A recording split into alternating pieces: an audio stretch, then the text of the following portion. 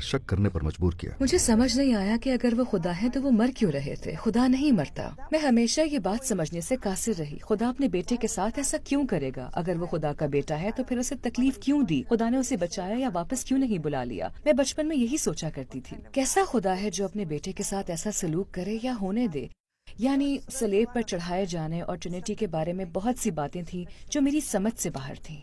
आपका इस्लाम की जानब सफर कैसे शुरू हुआ? मैं कहूँगी जब मैं सऊदी अरब गई। मैं वहाँ अमेरिकन एम्बेसी में काम कर रही थी, जहाँ मुझे एम्बेसी के अमले के लिए एक चाइल्ड केयर कायम करना था। मैं वहाँ गई, लेकिन साथ ही अपने पादरी के साथ भी काम कर रही थी। और जब मैंने उन्हें बताया कि मैं वहाँ जा रही हूँ तो उन्होंने कहा ये ईसाइयत को वहाँ पहुँचाने का बेहतरीन मौका है, क्योंकि हमें वहाँ दाखिला नहीं मिलता। उस जमाने में ईसाइयों के लिए वहाँ जाना वाकई बहुत मुश्किल था। तो उन्होंने कहा तुम ये काम कर सकती हो, हम तुम्हें अरबी में तर्जुमा शुदा बाइबल देंगे और तुम्हें सब सामान मुहैया करेंगे।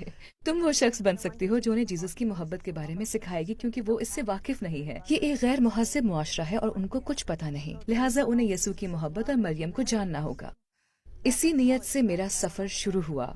मैं इसी मकसद से वहाँ गई, और जब मुझे सऊदी लोगों से बात करने का मौका मिला तो मैंने महसूस किया कि अगरचे मुझे कुरान का कुछ इल्म नहीं था, लेकिन उन्हें बाइबल का इल्म था। वहाँ बहुत लोग बाइबल जानते थे, वो सिखाई गई तालीमात से बखूबी वाकिफ थे। उन्हें जीसस के बारे में मुझसे ज्यादा मालूम था। जब मैं उनको जीसस के मौजज़ात बयान करती तो वो अलग मौजज़ात बयान करते। उन्होंने बचपन में बोलने के मौजज़े का जिक्र किया और फिर दूसरे मौजज़ात भी सुनाए। फिर उन्होंने मैरी का जिक्र किया। वो मुझे सूरह मरियम के बारे में बहुत खूबसूरत बातें बताते, और खजूर के दरख्त दौरान जिज की वो उससे खजूरें हासिल कर रही थी। और मैं सोचती, अरे ये सब तो बाइबल में है ही नहीं, और ये वही है जिन्हें हम खुदा मानते हैं, जिन पर हम ईमान रखते हैं। यही हमारे मसीहा है, यही यसु मसीह है।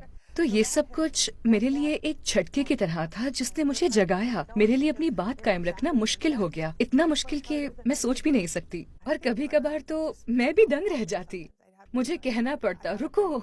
मैं चर्च फोन करके पूछती हूँ और मैं घर फोन करके पूछती ये क्या है, ये क्या मौजज़ा है। वो कहते ऐसा कोई मौजज़ा नहीं है, जीसस ने बचपन में बात नहीं की। मैं कहती नहीं, उन्होंने कहा है, ये उनकी किताब में लिखा है। और वो हैरान होते, क्या यानी उन्हें भी इल्म नहीं था। ये तब की बात है जब ना लोग मुझे जानते थे, ना ही इंटरनेट मौजूद था। ये 80 की दुहाई की बात है। तब हमारे पास सेल फोन्स वगैरह नहीं होते थे, यानी उस वक्त जानने का कोई मुनासिब तरीका नहीं था।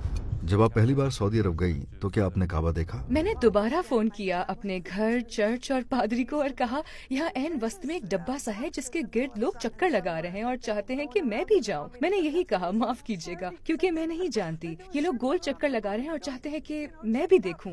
तो मेरे पादरी ने कहा नहीं नहीं नहीं, ये लोग गलत हैं, ये इब्राहिम का घर नहीं है, नहीं नहीं, ये जगह ही गलत है, मत जाना, ये बिल्कुल बेमायने बात है। और मैंने कहा अच्छा शुक्रिया। मुझे डिनर्स पर बुलाया जाता, मुख्तलिफ